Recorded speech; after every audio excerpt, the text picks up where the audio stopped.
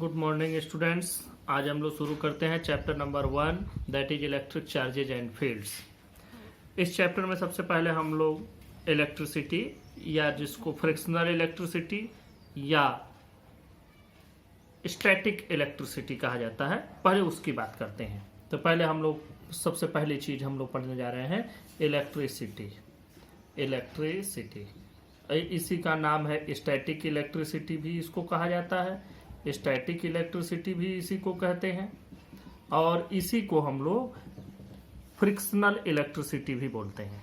ये तीनों चीजें अगर कहीं कही जाती हैं तो एक ही चीज को ये रिप्रेजेंट करते हैं। इसका मतलब होता है, देखो, करीब 25-2600 साल पहले से ही लोगों को यह मालूम है कि अगर किसी चीज को किसी दूसरी चीज के सरफेस पर, फ्रिक्शन का मतलब किसी एक सरफेस को दूसरे सरफेस पर रब करना और रब करने के दौरान वह उसके मोशन का अपोज करे, वही चीज यहाँ भी है कि अगर हम किसी एक सरफेस को किसी दूसरी सरफेस पर रब करते हैं, जैसे एक प्लास्टिक को एक वुलन शीट पर रब कर दिया या हमने बाल पर अपने किसी कंघे को रब कर दिया, इस तरह की चीजों को रब करने के बाद, रगड़ने के बाद, एक सरफेस को दूसरे सरफेस पर घिसने के बाद हम ये पाते हैं कि उसमें छोटे छोटे पार्टिकल को अपनी ओर अट्रैक्ट करने का एक कैपेबिलिटी आ जाता है।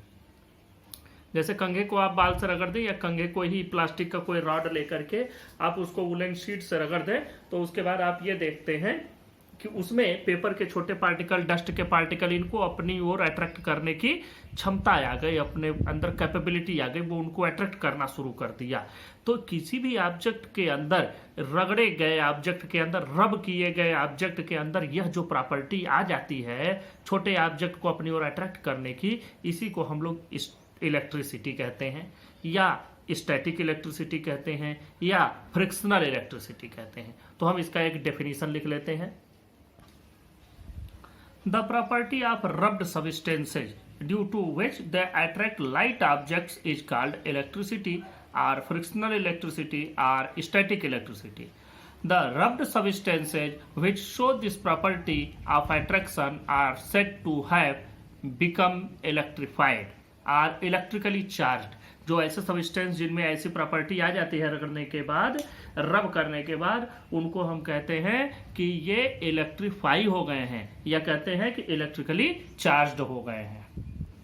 अब यह जो इलेक्ट्रिकली चार्ज्ड मटेरियल है, यह छोटे पार्टिकल, डस्ट पार्टिकल पर फोर्स लगाते हैं या एक चार्ज्ड पार्टिकल को या चार्ज्ड मटेरियल को दूसरे चार्ज्ड मटेरियल के पास ले आते हैं तो भी एक दूसरे पर फोर्स एक्सर्ट करते हैं। तो ये जो फोर्स एक्सर्ट करना होता है इसको हम लोग चार्ज कहते हैं। चार्ज का मतलब होता है फोर्स एक्सर्ट करना। आप लोगों ने एक वर्ड सुना होगा, लाठी चार्ज हुआ, पुलिस ने लाठी चार्ज किया। लाठी चार्ज करने का मतलब कि उसने फोर्स लगाया। तो वहां पर लाठी चार्ज एक वर्ड आता है, लेकिन मेन वर्ड उसमें चार्ज होता है। चार्ज का मतलब कि बल प्रयोग किया गया, फोर्स लगाया गया। तो यहां भी अब चार्ज एक वर्ड आ रहा है, तो हम लोग चार्ज का एक अलग से डेफिनेशन लिख लेते हैं कि व्हाट इज चार्ज। और चार्ज ही न लिखें बल्कि इलेक्ट्रिक चार्ज हम इसको कहेंगे, इलेक्ट्रिक चार्ज। तो इलेक्ट्रिक चार्ज की एक डेफिनेशन बनाते हैं, इलेक्ट्रिक चार्ज। अब देखें, इलेक्ट्रिक चार्ज की बात करते हैं तो इलेक्ट्रिक चार्ज जैसे दो कोई ऑब्जेक्ट रखे हो जिसमें मास हो, तो उनके बीच में अपने आप force of attraction, gravitational force of attraction लगने लगता है। आप लोग न्यूटन का लॉ पढ़े होंगे ग्रेविटेशन वाला। यहाँ पर भी फोर्स लग रहा है। तो यहाँ पर जो फोर्स लग रहा है वह कब लग रहा है? जब हम उसमें पार्टिकल, जो ऑब्जेक्ट है, उसको रब किए, घिसे किसी चीज पर, रगड़े किसी चीज पर, फ्रिक्शन से उसमें वह प्रॉपर्टी ऑफ अट्रैक्शन डेवलप हो रहा है। मतलब यहां हमको वह प्रॉपर्टी ले आनी पड़ रही है और वह प्रॉपर्टी उसके अपने जो एलिमेंटरी पार्टिकल हैं उनकी वजह से आ रही है। तो यहां पर जो इलेक्ट्रिक चार्ज की डेफिनेशन बनेगी वो डेफिनेशन यही बनेगी कि electric charge is an intrinsic property of elementary particles of matter which produces electric force between various objects. अब यहाँ ये भी आप समझ लें कि एलिमेंट्री पार्टिकल्स क्या होते हैं, जैसे इलेक्ट्रॉन, प्रोटॉन, न्यूट्रॉन, इन्हीं को एलिमेंट्री पार्टिकल्स कहते हैं। तो इन्हीं में चार्ज की प्रॉपर्टी होती है जिससे कि एक ऑब्जेक्ट दूसरे ऑब्जेक्ट पर फोर्स लगाना शुरू करता है। तो अब यहाँ ये भी बात आती है कि इलेक्ट्रिक चार्ज कैसी क्वांटिटी है, तो it is scalar quantity. It is a scalar quantity. इसमें कोई डायरेक्शन नहीं होता है, यह एक स्केलर क्वांटिटी है। और जो इसकी एसआई यूनिट होती है, SI unit of charge is coulomb. COULOMB, coulomb is the SI unit of. देखो, जो इलेक्ट्रोस्टैटिक सीजीएस सिस्टम में जब हम इसकी यूनिट बनाते हैं चार्ज की, तो इलेक्ट्रोस्टैटिक सीजीएस सिस्टम में चार्ज की यूनिट को हम लोग कहते हैं इलेक्ट्रोस्टैटिक यूनिट, मतलब ESU ऑफ चार्ज। इसी को एक और भी नाम देते हैं स्टेट कूलम। स्टेट कूलम, या इसको रिप्रेजेंट करते हैं सिंपल छोटे में रिप्रेजेंट करते हैं स्टेट C से। ये स्टेट कूलम, ये इलेक्ट्रोस्टैटिक सीजीएस यूनिट है चार्ज की। अब जो 1 कूलम होता है, जो SI यूनिट होती है, 1 कूलम की जो वैल्यू होती है ये होती है 3 × 10⁹ ESU ऑफ चार्ज, या state coulomb. Electrostatic CGS system के बाद एक और भी सिस्टम होता है इलेक्ट्रोमैग्नेटिक सीजीएस सिस्टम। देखो, इसमें जो यूनिट होती है चार्ज की वो होती है इलेक्ट्रोमैग्नेटिक यूनिट, उसको बोला जाता है EMU ऑफ चार्ज। या तो EMU ऑफ चार्ज बोले या इसको एब कूलम बोलते हैं। तो 1 कूलम की वैल्यू इसमें कितनी होगी ये भी आप लोगों को जानना चाहिए। 1 कूलम की वैल्यू जो इसमें होती है वो होती है 1/10। 1 कूलम इज इक्वल टू 1/10 एब कूलम। एब कूलम का मतलब EMU ऑफ चार्ज, ये वैल्यू मिलती है आपको। तो इस तरह से हम लोगों ने पढ़ लिया कि व्हाट इज चार्ज। चार्ज का आपने डेफिनेशन पढ़ा। चार्ज एलिमेंट्री प्रॉपर्टी है। जो एलिमेंट्री पार्टिकल्स होते हैं उनकी एक इंट्रिंसिक प्रॉपर्टी है। दूसरी बात कि यह हमको रब करने पर मिलता है। यह एक स्केलर क्वांटिटी है और इसकी SI यूनिट होती है कूलम। अब इलेक्ट्रोस्टैटिक सीजीएस सिस्टम जो बना हुआ है उसमें जब हम इसकी यूनिट लेंगे तो उसको कहते हैं ESU, मतलब इलेक्ट्रोस्टैटिक यूनिट ऑफ चार्ज। और दूसरा इलेक्ट्रोमैग्नेटिक सिस्टम जब हम लोग पढ़ते हैं तो उसमें इसको हम एब कूलम कहते हैं, और इन दोनों का रिलेशन भी मैंने यहाँ पर लिख दिया। अब देखें, यहाँ तक की तो बात हमारे समझ में आ गई कि जब किसी सब्सटेंस को रब किया जा रहा है तो उसमें छोटे लाइट ऑब्जेक्ट को अपनी ओर अट्रैक्ट करने की प्रॉपर्टी आ गई, जिस प्रॉपर्टी को हमने कहा कि यह इलेक्ट्रीफाई हो गया या इलेक्ट्रिकली चार्ज्ड हो गया। और चार्ज की हमने डेफिनेशन भी पढ़ ली। तो जब चार्ज की डेफिनेशन पढ़ी तो बहुत सारे ऑब्जेक्ट्स हमको मिले, सबको अलग अलग तरीके से रब किया गया। जैसे हमने एक एग्जाम्पल ले लीजिए, एक प्लास्टिक की राड ले लिया और उस प्लास्टिक की राड को हम रब कर रहे हैं वूल से। वूल मतलब ऊनी किसी चीज से, कोई भी ऊन पर हमने उसको रब किया, रगड़ने की वजह प्लास्टिक को ऊन पर रगड़ करके हम एक जगह ले आ करके रखें और फिर दूसरा प्लास्टिक का राड ले आए, उसको भी वूलन कपड़े से ही रगड़ दिया और उस पर ले आए। दोनों को जब पास पास ले आते तो देखते हैं कि यह इसको दूर करता है, मतलब कि दोनों के बीच में रिपल्सन का फोर्स आता है। अब देखें, इसी के बगल में अगर हमने एक प्लास्टिक की राड लिया है, ये प्लास्टिक की राड है और इस प्लास्टिक की राड को हम रब किए हैं वुलन क्लॉथ से, किसी ऊनी कपड़े से। अब हम क्या करते हैं, एक ग्लास की राड ले लेते हैं और ये भी प्लास्टिक है, ये दोनों प्लास्टिक की ही रॉड है, ये भी और ये भी, दोनों को पास पास ले आए तो दोनों रिपेल्ड किए। जबकि ग्रेविटेशनल फोर्स में सिर्फ और सिर्फ अट्रैक्शन ही मिलता था, यहाँ तो रिपल्सन भी मिल रहा है। अब हमने क्या किया कि एक हम ग्लास की रॉड ले लिए, ग्लास की रॉड को सिल्क से हमने रब किया और सिल्क से रब करने के बाद इसके पास ले आए तो इसने क्या किया कि इसको अपनी ओर अट्रैक्ट कर लिया। तो हम देखते हैं कि यह एक को जब सिमिलर होता है, प्लास्टिक दोनों वूल से रब करके ले आए तो दोनों एक दूसरे को रिपेल्ड किए। एक प्लास्टिक को वूल से रब किया, एक ग्लास की रॉड को हमने सिल्क से रब किया। जब दोनों को पास में ले आए तो दोनों एक दूसरे को अपनी ओर अट्रैक्ट कर लिए। तो इस तरह से हमको समझ में आ रहा है कि यहाँ रिपल्सन और अट्रैक्शन दोनों का फोर्स लग रहा है इसका। और यह तभी संभव है कि जब दो तरीके के चार्ज हों, इसका मतलब दो तरीके के होंगे तभी सिमिलर के बीच में रिपल्सन का फोर्स लग रहा है, और जब दोनों अपोजिट हो रहे हैं तो उनके बीच में अट्रैक्शन का फोर्स लग रहा है। फिर हम एक काम और भी किए कि एक प्लास्टिक की रॉड को, ये ग्लास की रॉड है, ये ग्लास की रॉड रही जिसको इसके पास ले आने पर यह अट्रैक्ट कर लिया। अब हमने एक ग्लास की रॉड ले ली, दूसरी प्लास्टिक की, दोनों को रब किया। प्लास्टिक वाले को हमने वूल से रब किया और इसको हमने सिल्क से रब किया और दोनों को पास पास ले आया, तो दोनों एक दूसरे को जब हमने टच कराया तो दोनों एक दूसरे को इलेक्ट्रिकली न्यूट्रल कर दिए। अब न वो अट्रैक्ट करते हैं न रिपेल करते हैं दूसरे रॉड को। इसका मतलब यह हो गया कि उनकी प्रॉपर्टी अपनी खत्म हो गई। इसका मतलब यह हो गया कि दोनों ने एक दूसरे को न्यूट्रलाइज कर दिया। तो यहां से एक बात समझ में आई कि चार्जेज दो तरीके के होते हैं। तो दो तरीके के चार्जेज के लिए कन्वेंशन बनाया गया। एक कन्वेंशन ये माना गया कि जब भी किसी ग्लास की रॉड को सिल्क से रब किया गया तो ग्लास की रॉड पर जो चार्ज आया उसको हमने नाम दे दिया विट्रस। ग्लास को हम लोग ग्रीक भाषा में विरटम बोलते हैं, इसलिए विट्रस नाम दे दिया। और प्लास्टिक की रॉड, प्लास्टिक को रेजिन भी बोला जाता है, तो प्लास्टिक की रॉड को जब हमने रब किया तो उस पर जो चार्ज आया उसको रेजिनस नाम दे दिया। इसी रेजिनस को आगे चल करके निगेटिव और पॉजिटिव नाम बेंजामिन फ्रैंकलिन ने दिया।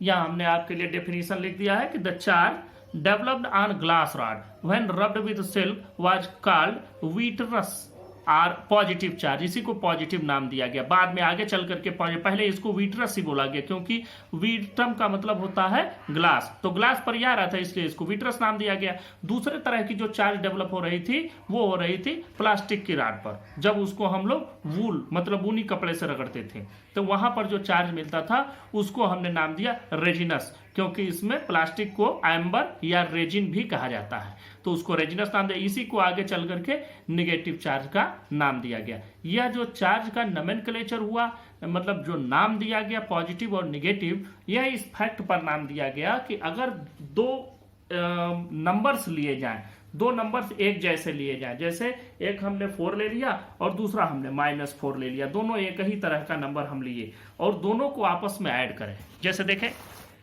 एक साइंटिस्ट थे बेंजामिन फ्रैंकलिन, बहुत महान साइंटिस्ट थे। उन्होंने ये देखा कि अगर कोई एक नंबर लेते हैं और उसी सेम नंबर के निगेटिव से इसको ऐड कर दिया जाए तो हमको क्या मिलता है?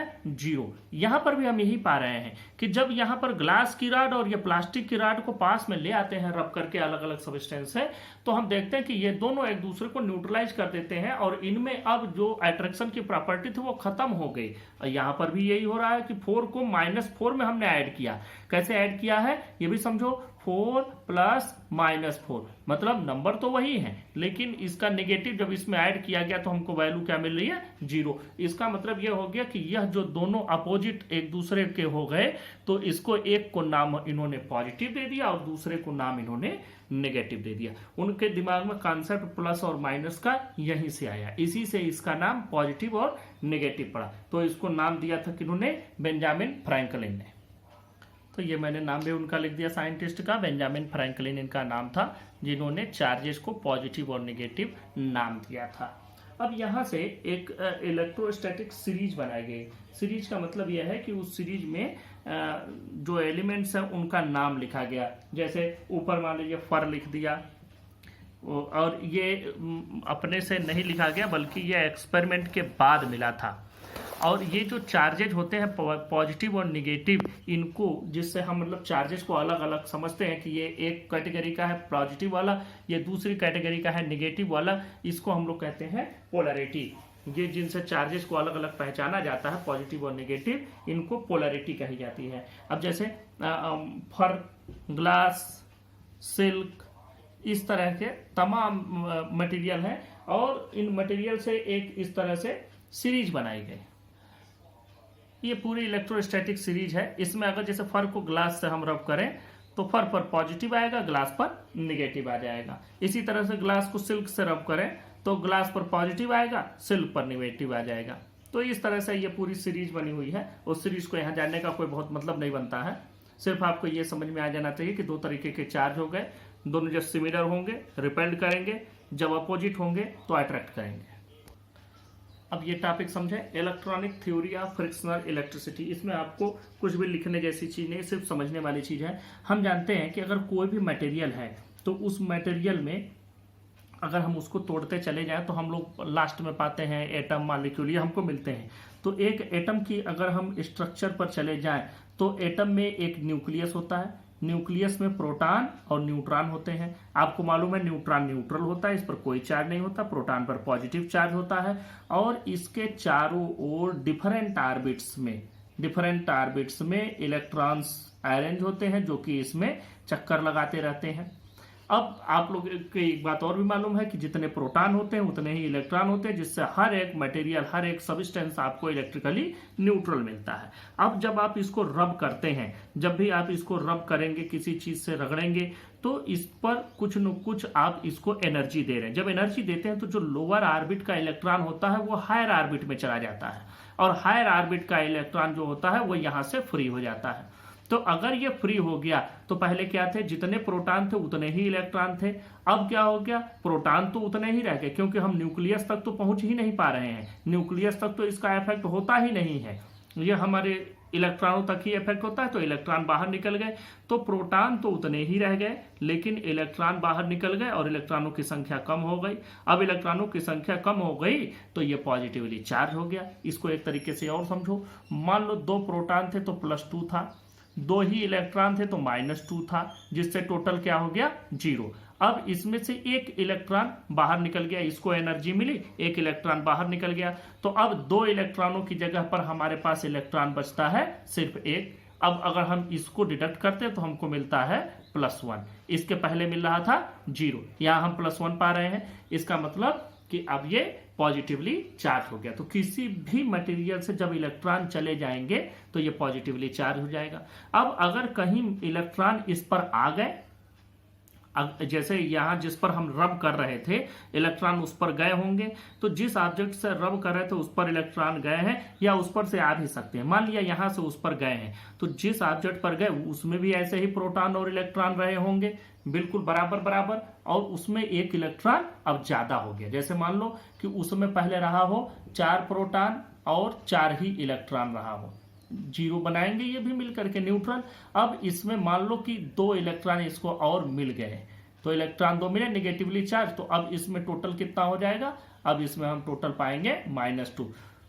तो जिस पर इलेक्ट्रॉन जाएंगे वो नेगेटिवली चार्ज हो जाएगा, जिस पर से जाएंगे वह पॉजिटिवली चार्ज हो जाएगा। और कितना चार्ज आएगा इस पर, जैसे इसमें से एक इलेक्ट्रॉन गया है तो एक इलेक्ट्रॉन के चार्ज के बराबर पॉजिटिव चार्ज आएगा। तो एक इलेक्ट्रॉन पर चार्ज होता है -1.6 × 10⁻⁻19 कूलाम का चार्ज एक इलेक्ट्रॉन पर होता है। तो एक इलेक्ट्रॉन जाने के बाद इतना ही पॉजिटिव चार्ज उस पर क्रिएट हो गया। इस पर 2 इलेक्ट्रॉन आए, मतलब इसमें 2 इलेक्ट्रॉन इंटू 1.6 × 10⁻⁻19 के बराबर का नेगेटिव चार्ज आ गया। यही इलेक्ट्रॉनिक थ्योरी है। देखें, जब पॉजिटिव और नेगेटिव नाम दिया गया था चार्जेज को, उस दौरान एक मतलब ये आप इसको भूल भी मान सकते हैं, या उस दौरान उस समय उनको वही जेन्युइन लगा, वही सही लगा। तो उन्होंने क्या किया कि जो चार्ज डेवलप हो रहे थे ग्लास पर, उसको उन्होंने नाम दिया था पॉजिटिव, और जो प्लास्टिक पर चार्ज आए थे उसको उन्होंने नाम दिया था नेगेटिव। अब संयोग से ये रहा कि जो इलेक्ट्रॉन पर चार्ज आया वो उसी टाइप का रहा जैसा कि हमको प्लास्टिक वाले पर जो चार्ज मिलता है, प्लास्टिक को रब करने पर जिस तरह का मिलता है। तो मतलब इलेक्ट्रॉन पर भी चार्ज हमने नेगेटिव कह दिया। तो अब इस तरह से एक कन्वेंशन पड़ गया, एक परंपरा पड़ गई कि इलेक्ट्रॉन के चार्ज को नेगेटिव कहा गया, और प्रोटॉन के चार्ज को उसका अपोजिट रहा तो उसको हमने पॉजिटिव कहा। ये बहुत अच्छा होता अगर इलेक्ट्रॉन को हमने पॉजिटिव माना होता, लेकिन साइंस में जब आप पढ़ते हैं तो बहुत जगहों पर आपको परंपराओं का ही निर्वाह करना होता है। जो परंपरा पड़ गई है वही हम लेकर के चलते हैं आगे, उसको बदलने का कोशिश नहीं किया गया, क्योंकि उस समय लोगों ने किया, उनके ऑनर में हम उसको वैसे ही रहने देते हैं। तो ये प्लस और माइनस अपनी सुविधा के लिए बेंजामिन फ्रैंकलिन ने रखा, और वही नाम अभी भी चले आ रहे हैं। तो उसमें जो इलेक्ट्रॉन का चार्ज है वह नेगेटिव चार्ज माना गया। अब हम लोग नेक्स्ट टॉपिक पर चलते हैं, इलेक्ट्रोस्टैटिक इंडक्शन। इंडक्शन का मतलब आप लोग समझ लें, इंडक्शन का मतलब होता है प्रेरण। हिंदी में प्रेरण मतलब जो प्रेरणा आप लोग बोलते हैं कि हम उनसे बहुत प्रभावित हो गए, तो इंडक्शन का मतलब होता है बिना किसी ऑब्जेक्ट के फिजिकल टच किए हुए, बिना कोई फिजिकल कांटेक्ट हुए अगर किसी तरह का इफेक्ट प्रोड्यूस हो रहा है तो उसी इफेक्ट को हम कहते हैं बाय इंडक्शन। अब इंडक्शन, जैसे आपने किसी को देखा और किसी को देखे और उनके जैसे बनने की प्रेरणा आपको मिली, तो बस आपने उनको देखा, उनके रहन सहन को थोड़ा सा महसूस किया और आपको उनके जैसे बनने की इच्छा हुई, तो ये इंडक्शन है। इसी तरह से इलेक्ट्रोस्टैटिक इंडक्शन भी होता है। किसी चीज को चार्ज करना, चार्ज करने के दो तरीके हैं, या तो फ्रिक्शनल इलेक्ट्रिसिटी के थ्रू आप चार्ज करें, या कहीं चार्ज हो उससे किसी कंडक्टर को जोड़ दें, उससे में चार्ज फ्लो हो जाए, वो चार्ज करने का तरीका होता है। मतलब फ्रिक्शनल के बाद ये दूसरा तरीका जो हमको मिलता है इलेक्ट्रोस्टैटिक इंडक्शन। इंडक्शन में आप लोग ये समझे कैसे इसमें इंडक्शन में चार्ज किया जाता है। देखिए, मान लीजिए कि यह एक मटेरियल है और यह कोई एक ऑब्जेक्ट हो गया। इस ऑब्जेक्ट में प्लस और माइनस दोनों तरीके के चार्ज होंगे, तो plus minus plus minus plus minus ये इस तरह से होंगे कि यह पूरा का पूरा इलेक्ट्रिकली न्यूट्रल होगा। अब हम क्या करते हैं कि इसके बगल में हम कोई दूसरा चार्ज ऑब्जेक्ट ले आते हैं, कोई भी दूसरा चार्ज ऑब्जेक्ट ले आते हैं। मान लीजिए कि हम कोई ऑब्जेक्ट जो इस पर ले आ रहे हैं वह पॉजिटिवली चार्ज्ड ऑब्जेक्ट ले आते हैं। तो जैसे ही इसके बगल में ऑब्जेक्ट यही है, इसके बगल में आप एक पॉजिटिवली चार्ज्ड ऑब्जेक्ट ले आए, इस पर पॉजिटिव चार्ज है, तो जो भी इस ऑब्जेक्ट के जो भी पॉजिटिव चार्ज होंगे वह इससे दूर चले जाएंगे, नेगेटिव चार्ज इसकी ओर आ जाएंगे। सारे नेगेटिव इधर आ गए, सारे पॉजिटिव इधर आ गए। मतलब कि हम इसको कहते हैं पोलराइजेशन ऑफ चार्ज। यहाँ पर इस पूरे मटेरियल के चार्जेस का क्या हुआ, पोलराइजेशन हो गया। पोलराइजेशन का मतलब ध्रुवीकरण। ध्रुवीकरण का नाम आप लोगों ने बहुत सुना होगा, या पोलराइजेशन का भी नाम चुनाव के समय में बहुत सुनने को मिलता है कि फला जाति के वोटों का पोलराइजेशन हो गया, मतलब कि उनके वोट एक ही तरफ चले गए। यहाँ भी चार्जेज एक तरफ जा रहे हैं। तो देखो, ये पॉजिटिव चार्जेज हैं, पॉजिटिव के तरफ नेगेटिव चार्जेस सारे इकट्ठे हो गए, और इससे दूर पॉजिटिव चार्जेस हैं यहीं पर। अभी भी ये इलेक्ट्रिकली न्यूट्रल ही है, लेकिन बस ये है कि ये थोड़ा दूर हो गए, ये थोड़ा नजदीक हो गए, मतलब पोलराइज हो गए। अब हम क्या करते हैं, ये वाला जो सब्सटेंस है इसको अर्थ से कनेक्ट कर देते हैं, जिसको ग्राउंडिंग कहा जाता है। जब हम किसी चीज को अर्थ से कनेक्ट करते हैं तो अर्थ में से अगर ये पॉजिटिव चार्ज है तो अर्थ से इलेक्ट्रॉन जा करके इसको न्यूट्रलाइज कर देते हैं। अर्थ से इलेक्ट्रॉन जा करके न्यूट्रलाइज, और अगर यहाँ निगेटिव चार्ज होते तो यहाँ से, अगर यहाँ पर निगेटिव चार्ज होते तो यहाँ से इलेक्ट्रॉन अर्थ में ग्राउंड है, तो यहाँ से अर्थ से इलेक्ट्रॉन जाएंगे और इसको न्यूट्रलाइज कर देंगे, इस सभी पॉजिटिव चार्जेस को। तो अब यह अर्थ से कनेक्ट करने के बाद कैसा बचेगा, वो ऐसा बचेगा। यहाँ पर हम दूसरा फिगर बना देते हैं। देखो, यहाँ पर सिर्फ नेगेटिव चार्ज ही ऐसे बच जाएंगे, पॉजिटिव चार्जेस सारे खत्म हो गए, और यहाँ पर इसके बगल में हम यही पॉजिटिवली चार्ज्ड रॉड रखे हुए हैं। अब हम क्या करते हैं, जो ग्राउंड से हमने कनेक्ट किया था वो ग्राउंड वाला सिस्टम हमने हटा दिया। अगर ग्राउंड वाला सिस्टम आप न हटाते, पहले आप यहाँ से इस रॉड को हटा देते, जैसे ही आप रॉड को हटाते वैसे ही फिर ये चार्ज प्लस माइनस आपस में इकट्ठे हो जाते। तो पहले हमने क्या किया, इसको हटा दिया। इसको हटाने के बाद अब हम यहाँ से इस पूरे रॉड को भी हटा देते हैं। जब इस रॉड को आप हटाएंगे तो यही जो चार्ज हैं यह इस पर इवनली स्प्रेड हो जाएंगे। जो अभी एक तरफ खिसके हुए थे वो पूरी तरह से इस पर बराबर बराबर फैल जाएंगे, और यह ऑब्जेक्ट अब निगेटिवली चार्ज हो गया। यह ऑब्जेक्ट अब निगेटिवली चार्ज हो गया। तो इस चीज को आप लोग समझें कि इसको हमने चार्ज भी किया, और किसी चीज से इसको फिजिकली, यहाँ पर किसी चार्ज्ड ऑब्जेक्ट से इसको फिजिकली हमने कांटेक्ट नहीं किया, फिर भी यह चार्ज हो गया। This is called charging by induction and this is known as electrostatic induction. Earthing और ग्राउंडिंग। अर्थिंग और ग्राउंडिंग का मतलब होता है किसी चीज को अर्थ से जोड़ देना। अर्थ से जोड़ने पर क्या होता है कि जो चार्ज होते हैं वो अर्थ के साथ शेयर कर लिए जाते हैं, मतलब धरती के साथ, पृथ्वी के साथ उसको शेयर कर लिया। तो अर्थिंग का मतलब हो गया शेयरिंग ऑफ चार्ज विथ अर्थ। इसका मतलब हो गया sharing of charge with earth, sharing of charge with earth. This is called earthing. अब देखो, कोई भी ऑब्जेक्ट होता है तो अर्थिंग क्यों की जाती है। जैसे पहले अर्थिंग की जाती है तो क्या होता है ये भी जरा सा समझो। मान लें कि यह ऑब्जेक्ट है नेगेटिवली चार्ज है और इसको हमने अर्थ से कनेक्ट किया, तो अर्थ जहां भी होता है अर्थ का सिंबल ऐसा होता है। अर्थ का मतलब अब इसमें नेगेटिव चार्ज है तो इलेक्ट्रॉन यहां से इधर की ओर आएंगे, इलेक्ट्रॉन इधर आएंगे, और इलेक्ट्रॉनों के चलने के ठीक अपोजिट डायरेक्शन में करंट के चलने की डायरेक्शन लेते हैं। चैप्टर 3 में आपको पढ़ाएंगे। वैसे आप लोग पहले से भी जानते हैं कि जिधर इलेक्ट्रॉन चलते हैं उसके अपोजिट डायरेक्शन में करंट चलता है।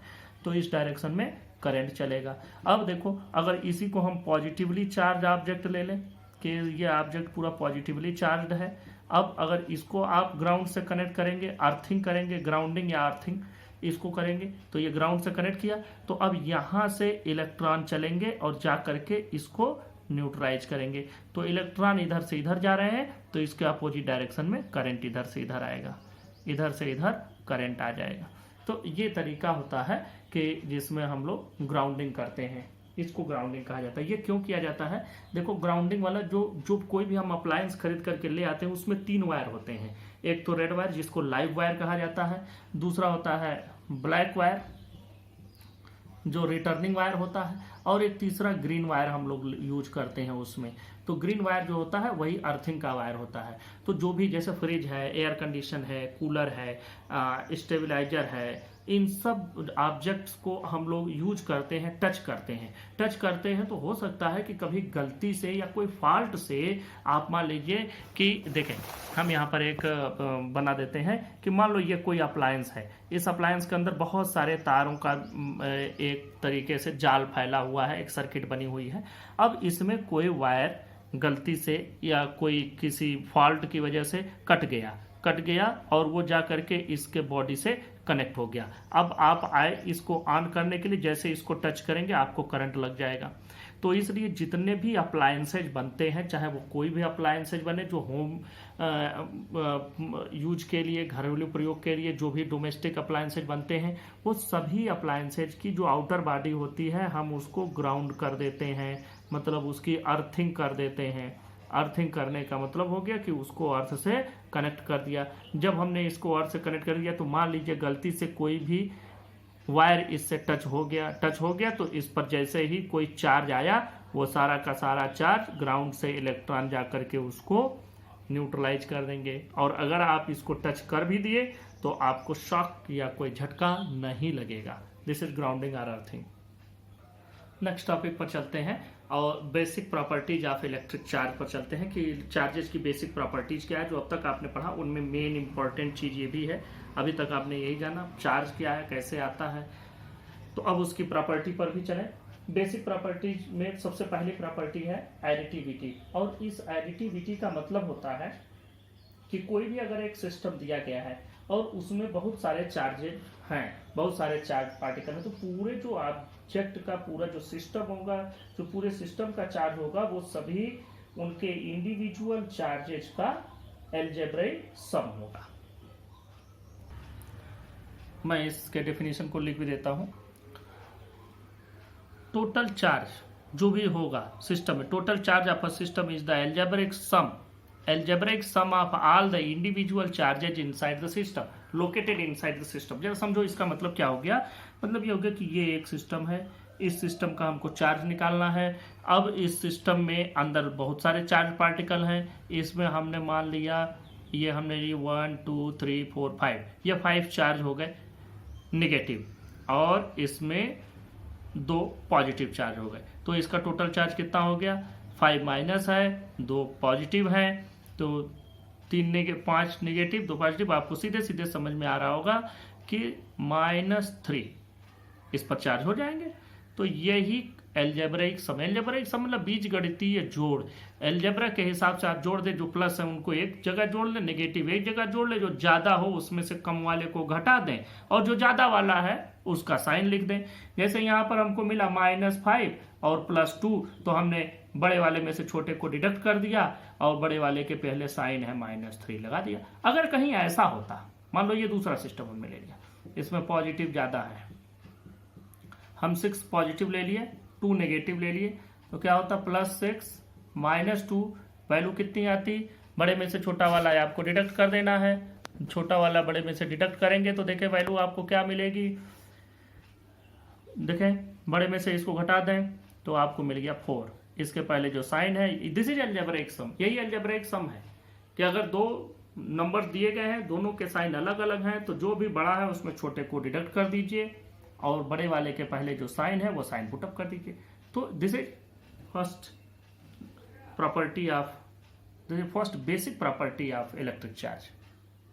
सेकेंड प्रॉपर्टी की बात करते हैं क्वांटाइजेशन ऑफ इलेक्ट्रिक चार्ज। इसका मतलब होता है कि पहले तो एक बात आप लोग समझ लें कि कोई भी प्रॉपर्टी कोई भी क्वांटिटी जो वैरी करती है, कितनी वैरी करती है, कैसे वैरी करती है, इस बात पर डिपेंडेंसी है। तो जैसे अगर कोई चीज बढ़ते जा रहा है 1 2 3 4 5, तो हम देख रहे हैं कि यह 1 1 1 बढ़ रहा है। अगर कोई क्वांटिटी ऐसी हो कि ये 2 के बाद 4 आता है, 4 के बाद 6, 6 के बाद 8, कोई भी वैल्यू है हर बार 2 2 बढ़ रहा है, तो हम देखते हैं कि इसमें मिनिमम इंक्रीमेंट 2 का ही हो रहा है। तो वह मिनिमम क्वांटिटी जिससे कोई क्वांटिटी वैरी करती है, वह मिनिमम अमाउंट, वह कम से कम मात्रा जिससे कोई भी क्वांटिटी वैरी करती है, उसको हम कहते हैं क्वांटा। उसको नाम दिया जाता है क्वांटा। तो देखो जैसे मान लो कि एक सीरीज दी गई है, जैसे आप अगर पल्ले में कोई सामान खरीदते हैं कि एक पल्ला 2 पल्ला, तो एक पल्ले का मतलब कई जगह पर पसेरी बोली जाती है, कई जगह पल्ला बोलते हैं, मतलब होता 5 किलो। तो आप 5 किलो खरीदेंगे, 2 पल्ला खरीदा आपने 10 हो गया, 3 लिया है आपने 15 हो गया। इस तरीके से आप 5-5 किलो में, तो वहां मिनिमम अमाउंट कितना हुआ, 5 किलो हुआ।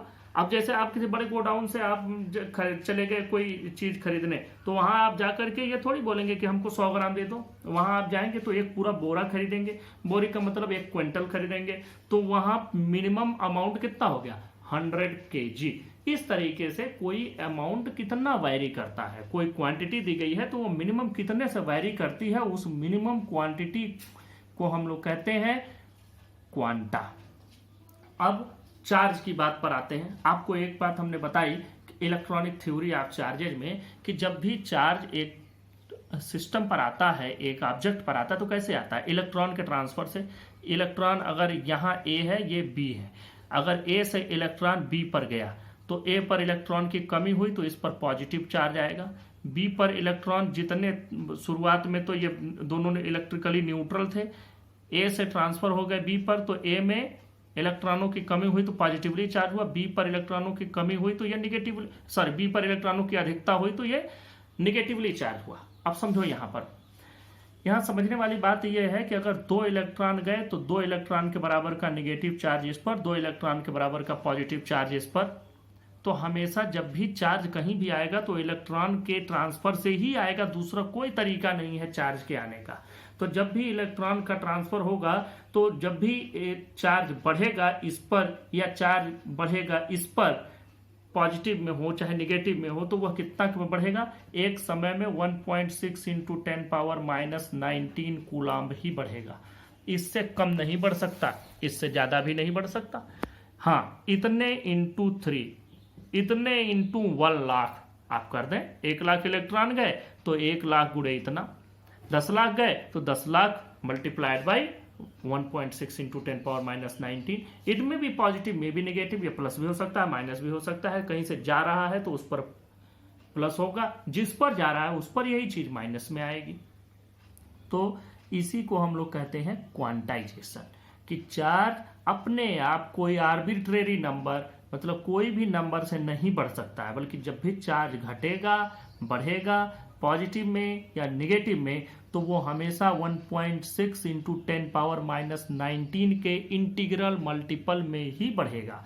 मतलब इतने गुणे 3 हो जाए, इतने गुणे 2 हो जाए, इतने गुणे 10 लाख हो जाए, लेकिन होगा इसके मल्टीपल में ही, इंटीग्रल मल्टीपल में ही, न कि 1.6 × 10⁻⁻19/2, कभी नहीं।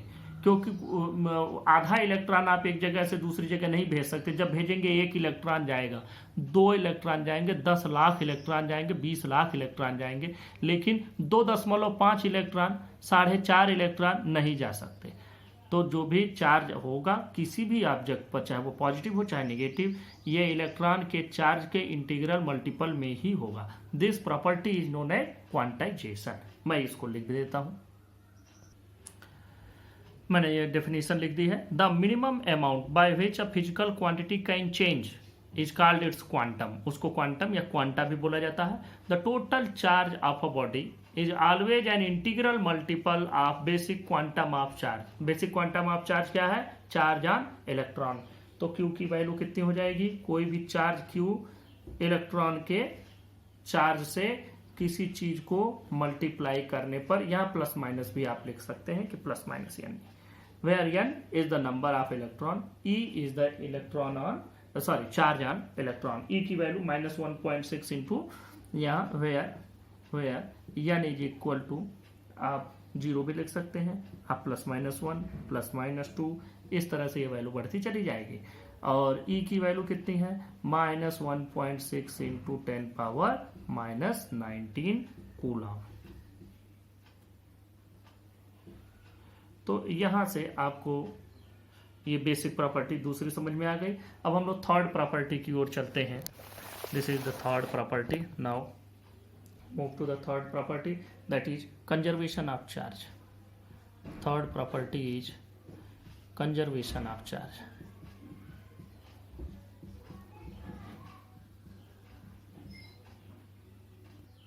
कंजर्वेशन ऑफ चार्ज का मतलब होता है कि कोई एक सिस्टम, तो उस सिस्टम का जो टोटल चार्ज होता है that is always remains conserve.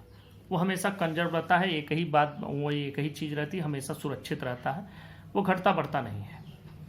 अब मतलब एक डेफिनेशन जो बनती है, बहुत सारे राइटर्स की बुक में लिखा भी रहता है कि charge can neither be created nor be destroyed, it can be transferred from one object to another. लेकिन हम लोग अगर किसी ऑब्जेक्ट को रब कर रहे हैं तो उसमें चार्ज तो आ रहा है, तो कैसे चार्ज आ रहा है? तो बात यहाँ पर आती है कि चार्ज आया कैसे। तो चार्ज आ रहा है तो आप ये भी कह रहे हैं कि charge can neither be created. तो एक बात यहाँ पर होती है कि चार्ज अकेले नहीं क्रिएट किया जा सकता। मान लो कि हमने एक ये वुलन क्लॉथ ले लिया, एक हमारे पास वुलन शीट हो गई, ये वुलन शीट हो गई, इस पर हम इस वुलन शीट पर हम किसी एक रॉड को ले लिए, इस वुलन शॉट हम प्लास्टिक की रॉड से रब कर रहे हैं, तो प्लास्टिक की रॉड पर कोई ना कोई चार्ज तो आ ही जाएगा। तो जितना प्लास्टिक की रॉड पर चार्ज आ रहा है, ठीक उतना ही चार्ज इस पर भी आएगा। अगर प्लास्टिक की रॉड पर पॉजिटिव आ रहा है तो इस शीट पर नेगेटिव आएगा, और अगर इस पर नेगेटिव आ रहा है तो इस पर पॉजिटिव आएगा। तो इलेक्ट्रॉन ट्रांसफर हो रहे हैं, इलेक्ट्रॉन एक से दूसरे पर जा रहे हैं। मतलब कि अगर प्लास्टिक की रॉड पर नेगेटिव चार्ज को आना है तो इस पर इलेक्ट्रॉन को ट्रांसफर होना पड़ेगा वूलन क्लॉथ से। ये वूल अगर हमने ले लिया, वूल ऊन ले लिया, तो ऊन पर से इलेक्ट्रॉन इस पर आएंगे प्लास्टिक पर। प्लास्टिक पर इलेक्ट्रॉन आए तभी तो ये नेगेटिवली चार्ज हुआ। तो जितने इलेक्ट्रॉन इस पूरे प्लास्टिक पर आए हैं उतना ही पॉजिटिव चार्ज इस वूलन क्लॉथ पर हो गया। मान लो कि यहाँ से एक इलेक्ट्रॉन आया तो एक इलेक्ट्रॉन के बराबर का नेगेटिव चार्ज इस पर, और उसी एक इलेक्ट्रॉन के चार्ज के बराबर का पॉजिटिव चार्ज वूलन क्लॉथ पर हो गया। तो इसका मतलब चार्ज तो क्रिएट हुआ, लेकिन अकेले एक चार्ज क्रिएट नहीं हुआ। अकेले हमने नेगेटिव चार्ज नहीं क्रिएट किया, अकेले पॉजिटिव चार्ज नहीं क्रिएट कर सकते। जब भी क्रिएट करेंगे तो दोनों साथ में क्रिएट करेंगे, डिस्ट्रॉय करेंगे तो दोनों साथ में डिस्ट्रॉय होंगे। ना अकेले पॉजिटिव खत्म होगा, ना अकेले नेगेटिव खत्म होगा, ना अकेले ये पैदा। तो अगर हम इस पूरे को एक सिस्टम मान ले, एक आइसोलेटेड सिस्टम मान ले, आइसोलेटेड सिस्टम का मतलब जो बिल्कुल अलग हो, किसी और चीज के कांटेक्ट में ना हो, तो इस पूरे सिस्टम का पहले कुछ चार्ज था, अब भी वही चार्ज है। जब इसको रब नहीं किया था इस प्लास्टिक की रॉड को इस वूलन शीट पर, तब भी दोनों के पास जितने चार्ज थे अभी भी उतने ही चार्ज हैं। बस हुआ क्या, कुछ इलेक्ट्रॉन प्लास्टिक पर ट्रांसफर हो गए, कोई बात नहीं है तो यहीं पर। इसका मतलब इसके अंदर का टोटल चार्ज वैरी नहीं हुआ। ऐसा नहीं हुआ कि दो चार्ज कहीं चले गए, दो इलेक्ट्रॉन कहीं चले गए, जो है सो यही है। तो इसका मतलब इस पूरे एक पूरा अगर आइसोलेटेड सिस्टम रख दें जिसका बाहर से कोई कांटेक्ट न हो, तो उस आइसोलेटेड सिस्टम का जितना भी चार्ज होगा वो हमेशा कंजर्व्ड ही रहेगा, हमेशा वो उतना ही रहेगा, कभी उसमें कम या ज़्यादा नहीं होगा, इंक्रीमेंट डिक्रीमेंट नहीं होगा। और एक सिंगल चार्ज को क्रिएट नहीं किया जा सकता। ऐसा कभी नहीं लिखिएगा कि charge can neither be created nor be destroyed, नहीं, आपको लिखना है a single charge can neither be created nor be destroyed. ये इसकी डेफिनेशन मैंने लिख भी दी। अ सिंगल पॉजिटिव और a single negative charge can neither be created nor be destroyed, they can only be transferred from one body to another. और इसका मतलब क्या हो गया, एक लाइन में अगर लिखना चाहें, the total charge of an isolated system remains constant. तो इस तरह से ये आपकी जो बेसिक प्रॉपर्टी हुई चार्जेस की वो कंप्लीट हुई। अब हम लोग नेक्स्ट टॉपिक पर चलते हैं, कूलम्स लॉ। आगे चलने से पहले थोड़ा सा एक चीज़ और भी, जो क्वांटाइजेशन हमने पढ़ा। क्वांटाइजेशन में हम लोगों को एक बात तो मालूम है कि हमेशा जो भी चार्ज आएगा वह इलेक्ट्रॉन के चार्ज के क्वांटा में ही रहेगा। मतलब उसका बेसिक जो वेरिएशन होगा वो एक एक इलेक्ट्रॉन के रूप में होगा। लेकिन अगर हम बहुत बड़े चार्ज के साथ डीलिंग करते हैं, बहुत बड़े चार्ज की बात करते हैं, तो वहाँ पर वो क्वांटाइजेशन को हम लोग इग्नोर कर देते हैं। और क्वांटाइजेशन को क्यों इग्नोर कर देते हैं, उसका एक रीजन है। रीजन ये है कि जब कोई बहुत ज़्यादा चार्ज की बात होती है तो वहाँ पर जिस नंबर की बात, यन की जो बात होती है, वो यन इतना ज़्यादा हो जाता है कि हम लोग फिर उसको इग्नोर कर देते हैं कि हम वहाँ पर फिर इलेक्ट्रॉन के चार्ज को फिर वो लगता है जैसे कंटिन्यूअस फॉर्म में ही चल रहा है। ये डिसकंटिन्यूअस नहीं है, 1.6 में नहीं है, बल्कि वो पूरा का पूरा कंटिन्यूअस ही है। तो जैसे मान लो एक एग्जांपल लेते हैं कि अगर मान लीजिए आप एक 60 वाट का बल्ब स्विच ऑन करते हैं तो उसमें जो इलेक्ट्रॉन फ्लो होना शुरू होंगे, और जो इलेक्ट्रॉनों का फ्लो होगा वो 2 × 10⁻18 इलेक्ट्रॉन पर सेकेंड उसमें फ्लो होंगे। अब इतने सारे इलेक्ट्रॉन फ्लो हो रहे हैं एक सेकेंड में, तो हर एक इलेक्ट्रॉन जब उसमें इंटर करेगा तो ऐसा नहीं है कि एक बार इलेक्ट्रॉन गया तो बल्ब फिर ऑफ हो गया, फिर दूसरे का इंतजार करेगा, वो जले जाएगा तब फिर ऑन होगा। नहीं, ये कंटिन्यूअसली आपको जलता हुआ ही मिलेगा। तो इसका मतलब ये हो गया कि वहाँ पर हमको ऐसा लग रहा है कि ये एक कॉन्टिन्यूअस वैल्यू है, न कि डिस्क्रीट है अलग अलग। ये बिल्कुल एक कॉन्टिन्यूअस वैल्यू ही हमको मिलती है। तो इसीलिए हम लोग जब लार्ज क्वांटिटी को यूज करते हैं, लार्ज चार्ज की बात करते हैं, हम माइक्रोस्कोपिक की बात करते हैं, कुछ 100 कुछ 1000 कुछ 10 20 50 100 1000 के लिए जब बात होती है तो हम क्वांटाइजेशन प्रिंसिपल को फॉलो करते हैं। जब उससे ज़्यादा लाखों करोड़ों की बात होने लगती है, अब यहाँ 2 × 10⁻18 ये कई मिलियंस हो गए, तो अब हम कहाँ तक इनको गिन पाएंगे, और तब ये as a continuous quantity behave करने लगते हैं। तो उस कंडीशन में हम क्वांटाइजेशन प्रिंसिपल को यूज नहीं करते हैं। जैसे क्वांटाइजेशन प्रिंसिपल, और बाकी आपके समझ में आ गया होगा। अब हम लोग नेक्स्ट टर्म पर बात करेंगे, कूलम्स लॉ। Thank you.